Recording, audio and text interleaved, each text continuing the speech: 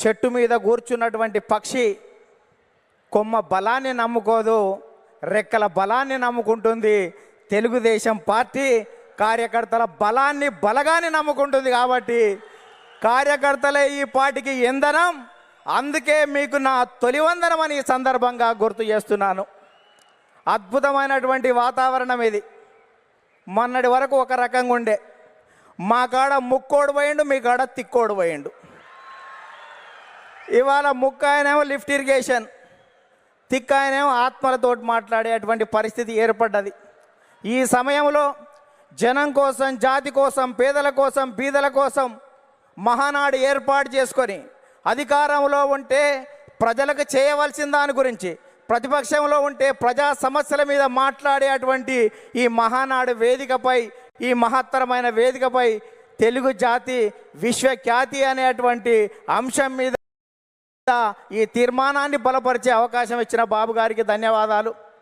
సోదరులారా, స్వర్గీయ నందమూరి తారక రామారావు గారి మనందరి ఆరాధ్య దైవం, తెలుగువాడి ఆత్మగౌరవానికి ప్రతీక, నమ్మిన సిద్ధాంతాల కోసం మడమ తిప్పని యోధుడు, ఎందరికో రాజకీయ జన్మనిచ్చిన కారణ జన్మడు, సినీ వినీలాకాశంలో రారాజుగా వెలుగుతున్నటువంటి సమయంలో రాష్ట్రంలో, కేంద్రంలో ఉన్నటువంటి పరిస్థితి చూసి ఢిల్లీ పురవీధుల్లో దిగజారుతున్న తెలుగువాడి ఆత్మగౌరవాన్ని పరిరక్షించాలని, తెలుగువాడి ఆత్మగౌరవం అంగట్లో అమ్మే సరుకు కాదని నిరూపించాలని, గాఢాంధకారంలో ఉన్న తెలుగు జాతికి వెలుగులు ప్రసాదించాలని, రాష్ట్రంలో ఉన్నటువంటి ఆర్థిక అసమానతలు, సాంఘిక దురాచారాలు, ఇవాళ నిరుద్యోగం, నిరక్షరాస్యత ఇటువంటివి పారదోలాలని, పేదల కోసం, బీదల కోసం, బడుగు జనం కోసం, పల్లె ప్రజల కోసం, అణగారిన జనాల అభివృద్ధి కోసం ఆదర్శవంతమైనటువంటి విధానాల ద్వారా తెలుగుదేశం పార్టీకి శ్రీకారం చుట్టాడు అని ఈ సందర్భంగా గుర్తు చేస్తున్నా.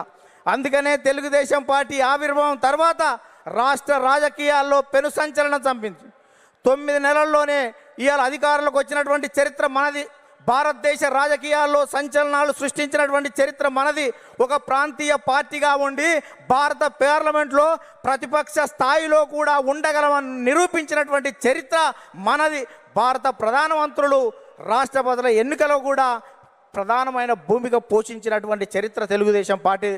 అందుకనే తెలుగుదేశం పార్టీ ఆవిర్భావం తర్వాత గ్రామాలకు మౌలిక సౌకర్యాలు అందాయి, ప్రజలకు సంక్షేమ ఫలాలు అందాయి, ప్రజలకు రాజకీయ చైతన్యం వచ్చింది, బలహీన వర్గాలకు రాజకీయ జీవితం వచ్చింది అని ఈ సందర్భంగా గుర్తు చేస్తున్నా. సామాజిక మార్పులకు స్వాగతం పలికాం, ఆర్థిక అభివృద్ధికి అందలం వేశాం, నిమ్న జాతుల ఉద్ధరణ కోసం, బడుగు జనోద్ధరణ కోసం బాటలు వేశాము అని ఈ సందర్భంగా గుర్తు చేస్తున్నాను. అందుకని సోదరులారా,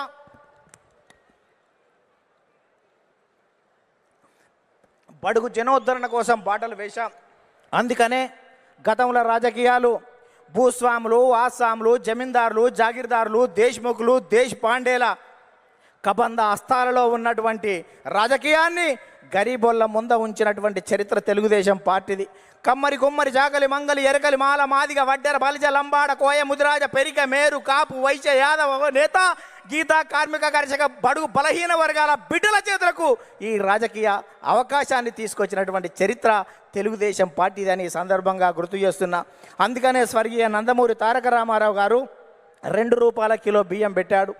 ఆ రోజు ఉన్నటువంటి తినేవాడికి తిండి, ఉండడానికి ఇల్లు, కట్టుకోవడానికి బట్టలు ఉండాలని 2 రూపాయల కిలో బియ్యం పెడితే 30 సంవత్సరాల క్రితం, 40 సంవత్సరాల క్రితం తెలుగుదేశం పార్టీ పెడితే ఈ దేశంలో ఆహారత భద్రత చట్టం మనం పెట్టిన దానికి 20 సంవత్సరాల తర్వాత ఆహారత భద్రత చట్టం వచ్చింది. అంటే తెలుగుదేశం పార్టీ ఒక నిర్ణయం చేస్తే ఈ దేశం వివిధ రాష్ట్రాలు 20 సంవత్సరాల తర్వాత ముందు చూపుతోటి చేస్తున్నటువంటి పరిస్థితి ఉంది.